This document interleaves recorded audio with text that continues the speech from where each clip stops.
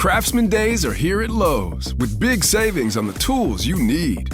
Save $100 on the Craftsman V20 6-Tool Power Tool Combo Kit, now at $199. No matter what the project is, Craftsman's high-quality, high-performance products empower you to build on. Stop by your nearest Lowe's store and check out the full line of Craftsman tools today. Valid through 6/18 while supplies last. Selection varies by location. 3, 2, 1. Estamos en Cerceda, Galicia, y hoy me acompaña de una forma casi improvisada Andrés Caramés, divulgador de las ideas de la libertad.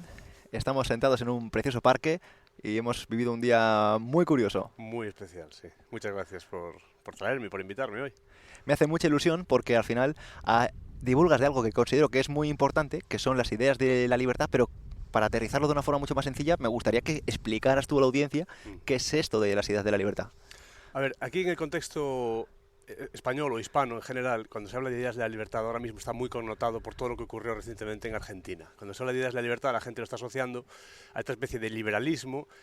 Algunos dirían ultraliberalismo, desde la izquierda se le suele llamar así. Entonces, las ideas de la libertad, esa manera de expresarlo, pues lo han monopolizado un poco el terreno este del liberalismo. ¿Qué?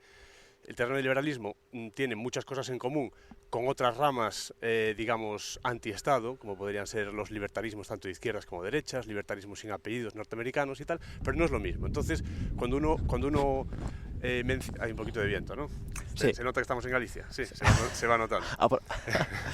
Eso es. No somos inteligencia artificial de momento. No. Cuando hablamos de ideas de la libertad, ya digo, hoy en día se suele entender que uno se refiere a liberalismo y tal. En mi caso, no es tanto eso, o sea, la posición anti-Estado está ahí, pero es una posición un poquito más sui generis, si se quiere, o un poco menos frecuente, que tiene más que ver con otros tipos digamos, de libertarismo que vienen de Estados Unidos y que van un poquito más allá que esto que está tan de moda ahora pues eso, del liberalismo, del anarcocapitalismo y toda esta cosa, ¿no? A la gente le gustan mucho las etiquetas, se manejan mucho esas etiquetas ahora mismo, ya le digo, por la cuestión de lo de Milei, pero es distinto. En cierto modo, muchas de las cosas de las que habla esa gente que se incluye dentro de esas etiquetas, a mí se me quedan un poco cortas incluso, fíjate por dónde voy. Ahora, si quieres te explico un poco cuáles son las diferencias.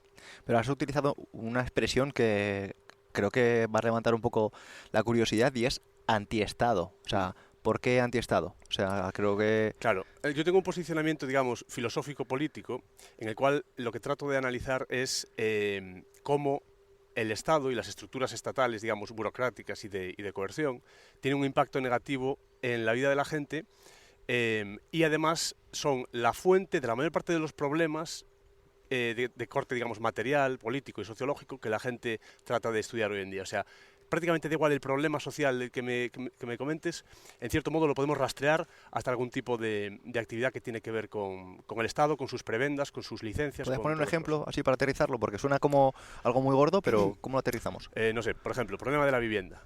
Claro, en el año 2025, cuando estamos descubriendo ya, digamos, poblaciones, por ejemplo, en Turquía, que tienen 6.000 años más incluso que las pirámides. Y había como una suerte como de asentamientos allí bastante avanzados, parece, la gente tenía ahí sus casas. O sea, había gente hace 10.000 años que tenía casa, pero hay gente en 2025 que no tiene casa. Es un poco raro, ¿no? Que no tengas tu casa o la de tus padres, la de tus abuelos, etcétera. ¿Qué tipo de distorsiones se tienen que dar para que haya gente en 2025 con las condiciones materiales que tenemos, los nuevos materiales que hay, con el 90% del territorio de un país estando prohibido edificar en él, etcétera? ¿Cómo puede ser que haya gente que no tenga casa? Entonces yo me pongo a rastrear... o heredada, ¿no? O heredada, la casa de... Sí, exactamente. Una casa familiar. Lógicamente, el crecimiento exponencial de la población en las últimas décadas hace que, aunque hubieses heredado la casa de tu abuela o de tus padres, pues los hijos necesitan otra casa. Ahora somos, creo que 8.000 millones de personas, ¿no? 8 billion, que dirían. Tal. Entonces, lógicamente hace falta más casas. Yo no digo que todo sea heredar, pero no es normal que haya tanta gente sin casa y teniendo problemas para acceder a una vivienda. Entonces, se habla del precio, se habla de los materiales, se habla de la restricción, de oferta y demanda, pero todo eso me parece que se queda bastante en la superficie. Por eso, uno de los temas que yo trato de atajar con más agresividad, si se quiere, es la cuestión de las grandes ciudades. Para mí las grandes ciudades, no los humanos que viven en ellas, sino las grandes ciudades en sí, para mí son una suerte de melanoma, si se quiere, en la piel de la Tierra, una suerte como de infección bacteriana, una especie de proliferación de hongos en la piel de la Tierra, en el sentido de que hay digamos como un virus, como un organismo, para mí un virus mental y político, un virus sociológico, si se quiere, que hace que la gente se acumule en esos sitios. Es uno de los temas que estudio. O sea, que estás diciendo que, por ejemplo, las personas no es que no quieran vivir fuera de las grandes ciudades, sino que no se puede vivir fuera de las grandes ciudades.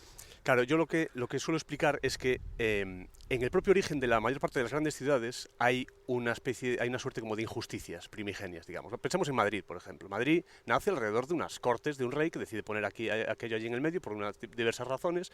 Luego primero veranea en un sitio, luego pone la corte en otro sitio, tal. Bueno, al final se asientan en Madrid. ¿Qué pasa? Es que no es que el rey viva allí, es que la gente que trabaja para el rey, sus ministros, etcétera, viven allí. Y la corte de la gente que trabaja para esos ministros viven allí. El alimento que necesitan todas esas personas se tiene que producir por aquel sitio. Hay que darle vivienda a esas personas. Y esas viviendas tienen que construirlas alguien.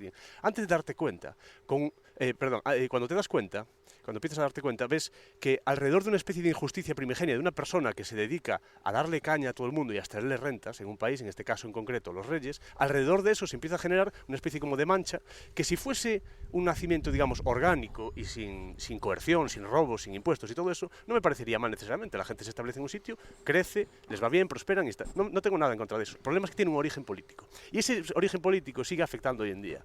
¿En qué sentido? Por Madrid también pasan muchas mercancías de manera más o menos dirigida políticamente. En Madrid, en los bancos centrales, allí se imprime el dinero que luego va goteando lentamente a través de los bancos que están, estrechamente relacionados con los propios gobiernos, hasta el punto incluso de ser rescatados con dinero público y todas esas cosas. A través de los bancos centrales, a través de los bancos, a través de las grandes corporaciones, se va filtrando ese dinero, que es el que lentamente va creando la misma inflación, que luego va a hacer que la gente no se pueda permitir ir a la compra o comprar una casa y todo esto. Entonces, ¿por dónde voy? Las ciudades son un foco de injusticia y un foco de privilegios que hacen que a la gente solo le merezca la pena, o sea, le merezca más la pena irse a vivir a ese sitio que permanecer en los sitios donde está. Por tanto, yo los veo como una especie como de agujero negro de recursos y de recursos humanos también. No me gusta el término porque no veo a las personas como objetos, como recursos, pero de recursos humanos en el sentido de que el talento, por ejemplo, de pueblos aledaños, de ciudades más pequeñas aledañas, acaba concentrándose en esos sitios porque te dicen, claro, es que allí es donde están las oportunidades. Y es verdad, es que están allí las oportunidades. ¿Pero por qué están allí las oportunidades? Por este origen que digo, es una especie como de injusticia que se perpetúa, es una especie de iteración, ¿no? En el sentido, digamos, algorítmico, que hace que cada vez crezca más, se expanda más y cada vez haya más injusticia y más desigualdad. Hay tanta gente que le preocupa la desigualdad y le acaba pidiendo al propio Estado que la solucione, cuando son ellos la base del problema. Bueno, y el tema de la igualdad o de la desigualdad, ¿no podría ser también una idea? Al final que nosotros estamos buscando una igualdad que realmente no existe.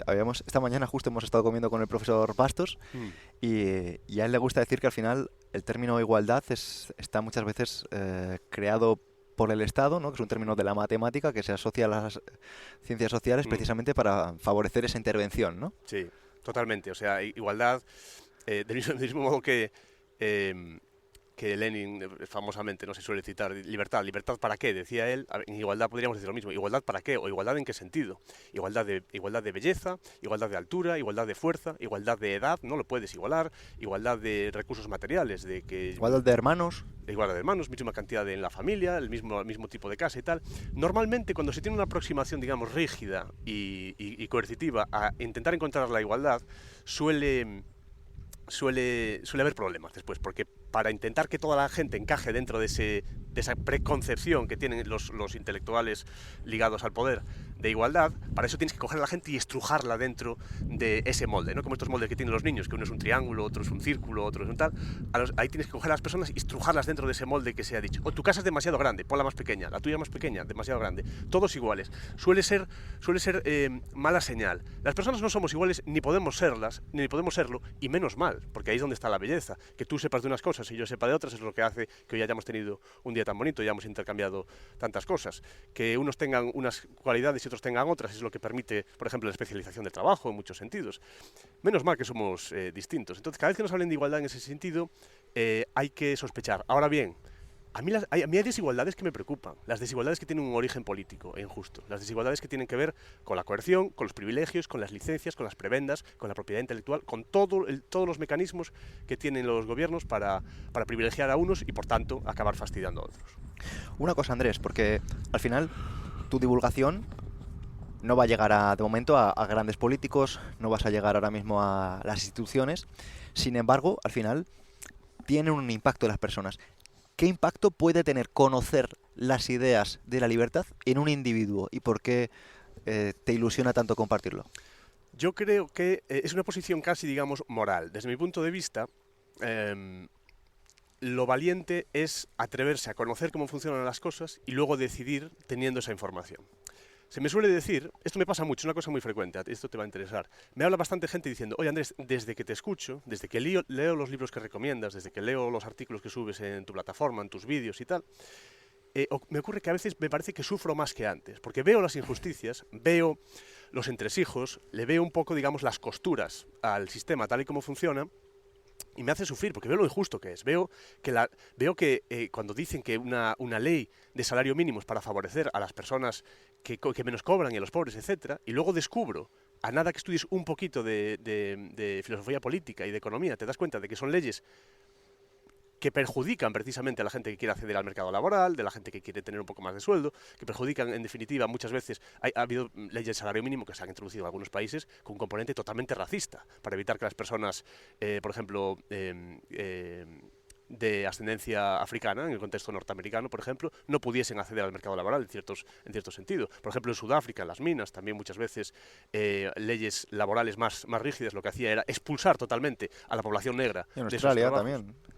En Australia es muy típico, son leyes, esa es la perversión, ¿no? Tienen a las mejores mentes, pagadas, la mayor parte de las veces en las universidades, y con todo tipo de subvenciones, subsidios, etcétera, las mejores mentes, y hay que decirlo, algunos de los intelectuales, filósofos más potentes del último siglo, de los últimos 2 siglos, dedicados a llevar a cabo un ejercicio de legitimación y de inventar, digamos, leyes y regulaciones que, teniendo una apariencia de, digamos, de ayudar al necesitado, de ayudar al pobre, de ayudar al de abajo, acaban haciendo exactamente lo contrario. Son muy hábiles para eso. Y eso hay que desenmascararlo, y eso hay que estudiarlo bien y explicárselo a la gente para que se dé cuenta de que les están tomando el pelo. A mí me da mucha rabia, te dará a ti también, supongo que a todos, cuando se ríen de uno, cuando a uno le ocultan información, cuando le engañan. A nadie le gusta que le engañen. Cuando la gente descubre un poquito estas cosas de las que hablo yo, se sienten engañados, duele mucho además cambiar de opinión, porque supone reconocer que has estado equivocado hasta ese momento y que te la han metido doblada muchas veces. Es muy duro cambiar de opinión y darse cuenta de esas cosas. Ahora, cuando tienes la valentía de acercarte a ese tipo de conocimiento y empiezas a verlo, tienes pocas opciones. Para mí, la posición valiente es, para poder sobrevivir, optar por una suerte como de sano cinismo, una suerte de distancia con respecto a las cosas que tú no puedes cambiar de manera directa. Hay supraestructuras que yo no puedo decir, no, yo Andrés Caramés, mañana voy a hacer que caiga el gobierno de tal país, o el sistema X, o el sistema económico tal. No, yo no tengo esa capacidad de hacerlo. Como mucho puedo influir un poquito a lo mejor en mi entorno, hablar con gente cercana, amigos, familia, etcétera, y luego hacer, pues en mi caso en concreto, por mi trabajo, la labor que hago, pues de divulgación, de elaboración de conceptos, etcétera. Hasta ahí puedo llegar, no puedo cambiar más cosas. Ahora, lo demás, yo lo sufro, como lo sufres tú, lo sufre todo el mundo, pero al menos lo veo un poquito desde la distancia y digo, me la estáis colando, me estáis robando, me estáis atacando, pero sé quiénes sois y os tengo fichados, y cada vez más gente que me conoce y que estamos estudiando este tipo de cosas lo sabemos también. Entonces, cuidado, deberían ser ellos los que tendrían que tener miedo. Y yo creo que lo tienen, y por eso precisamente la sociedad se diseña de esta forma, ¿no?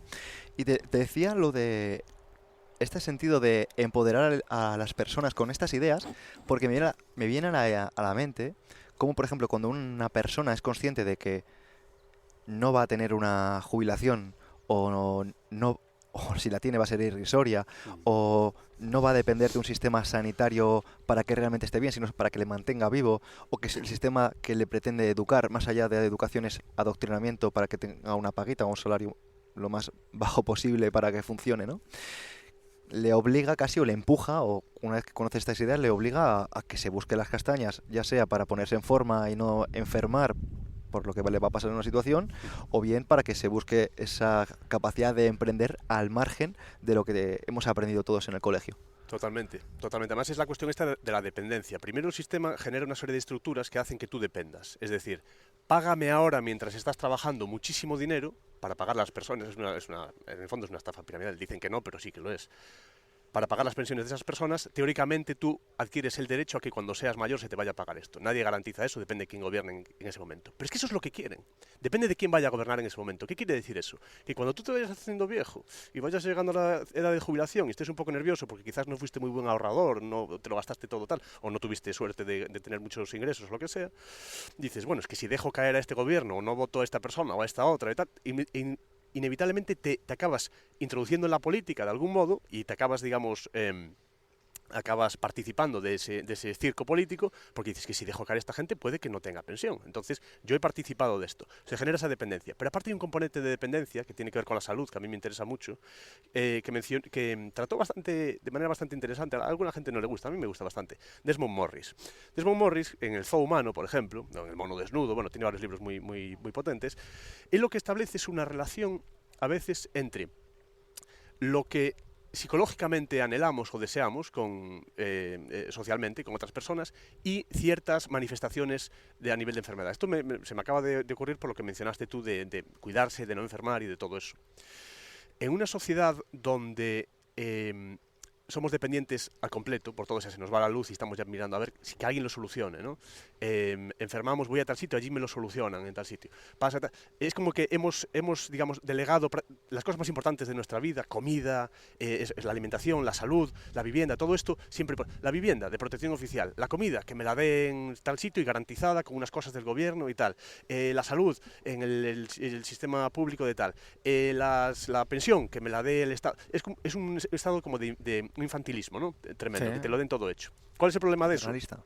Que eso no solo tiene una repercusión económica, sino que desde mi punto de vista tiene repercusiones físicas también. Lo que dice Desmond Morris, esto suena así un poquito esotérico, pero bueno, estamos en un espacio seguro aquí, en tu espacio.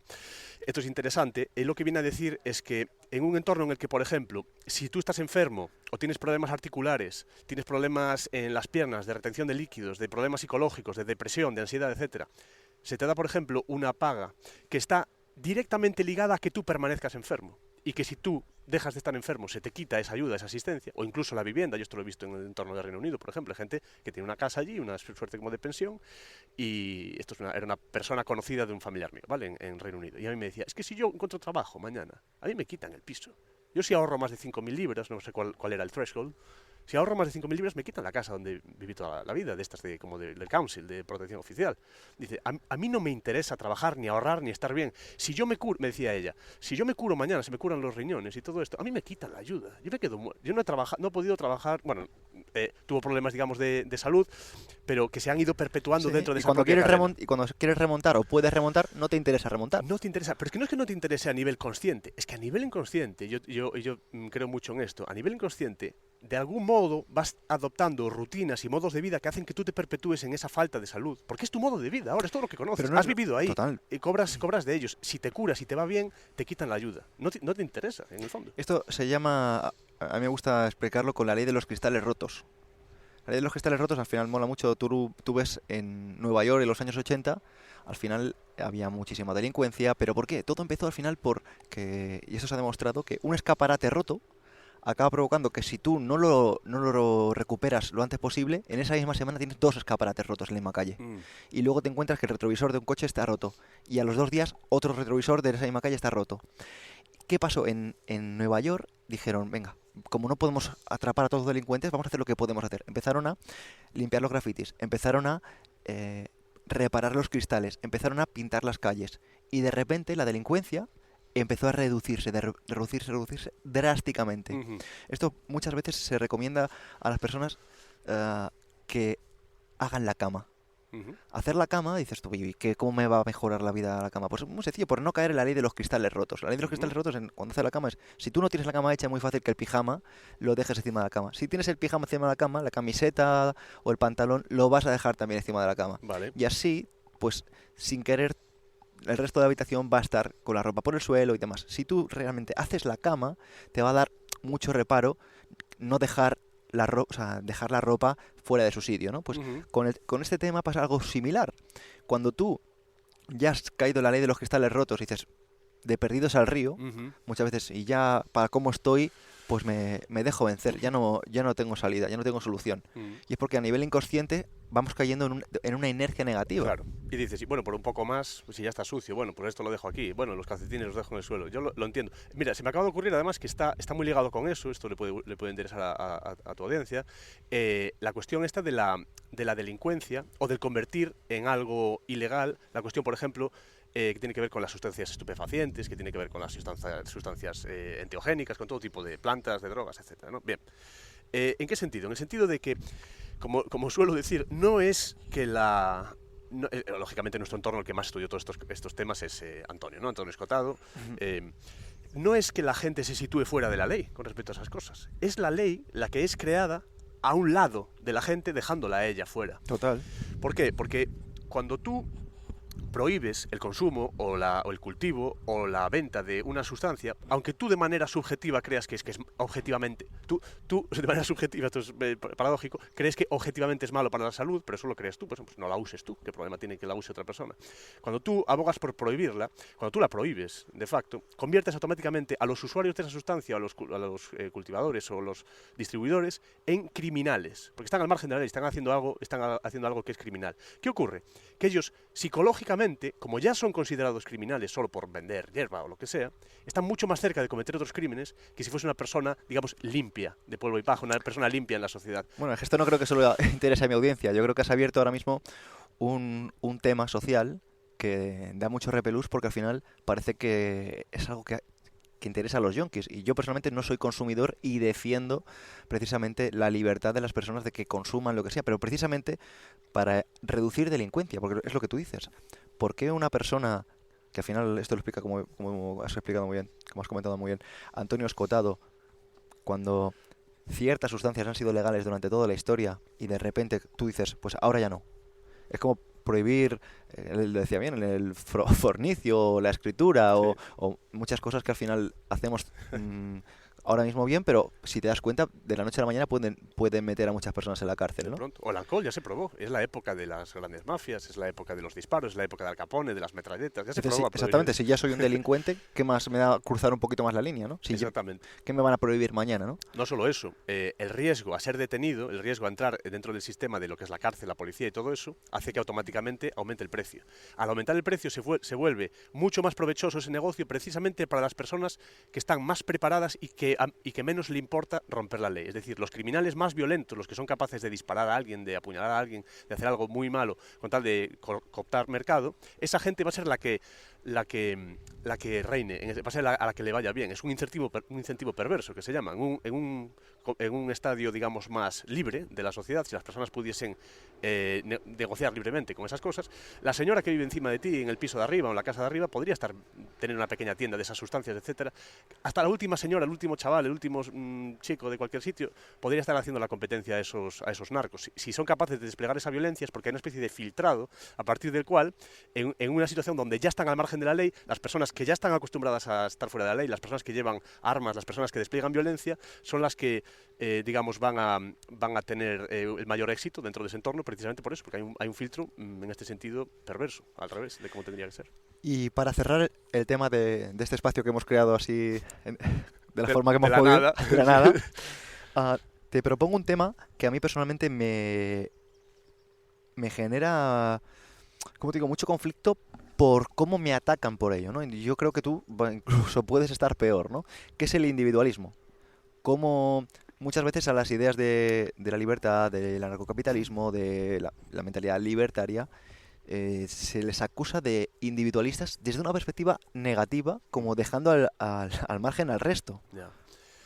A ver, todo lo que puede haber de individualismo en ideas en esta línea tiene más que ver con una especie de reducción filosófica de lo moral a los derechos del individuo, en el sentido de ser dueño del cuerpo de uno mismo. Esto es gracioso, porque estábamos justo hablando de lo de las drogas, y se suele decir mucho, mi cuerpo, mis decisiones, decido yo y tal. Es una cosa que está muy en boga en determinados sectores y tal. Y está bien. Pero luego, para determinadas sustancias, para si fumo o no, para si hago esto o lo otro, parece que el cuerpo no es tuyo.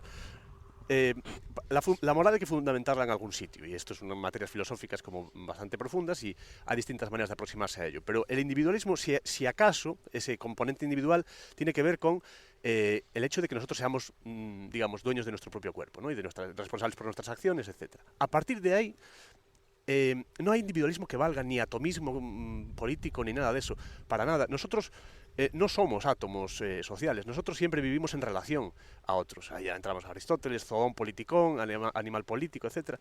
Los humanos, nuestra identidad, desde mi punto de vista, es una identidad intersubjetiva. Nosotros somos quienes somos en relación a otro. En relación a otros, por lo que nos vemos reflejados en las caras de nuestros amigos, de nuestros familiares, etcétera. Ellos saben quiénes somos, ellos saben más o menos cómo pensamos.